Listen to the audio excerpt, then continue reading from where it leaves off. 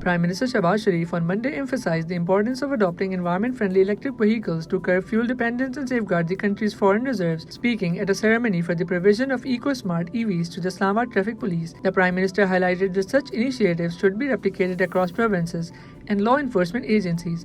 A total of 15 battery-operated vehicles capable of covering 350 to 400 kilometers on full charge were handed over, with another batch soon to follow. Fast charging takes 60 to 90 minutes, while regular charging requires 6 to 8 hours. Each EV is estimated to save up to Rs 0.55 million per month compared to petrol-powered vehicles, with procurement costs expected to be recovered within 13 to 14 months.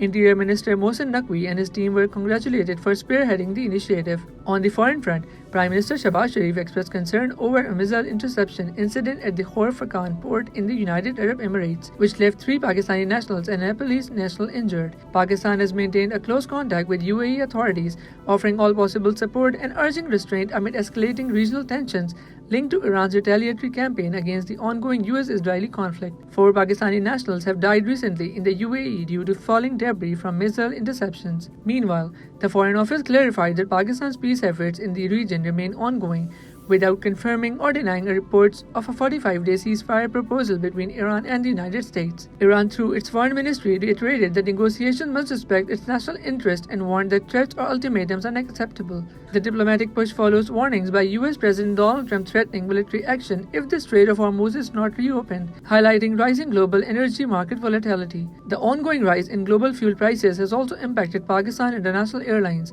which announced the suspension of discounts for passengers, retaining concessions only for children and infants. The airline is limiting operations to 16 weekly flights to UAE and temporarily suspending routes to other Gulf countries, Beijing and Kuala Lumpur, citing unsustainable costs caused by a consecutive increase in jet fuel prices. On the institutional front, the Supreme Court of Pakistan signed a memorandum of understanding with Turkey's Constitutional Court to enhance judicial cooperation.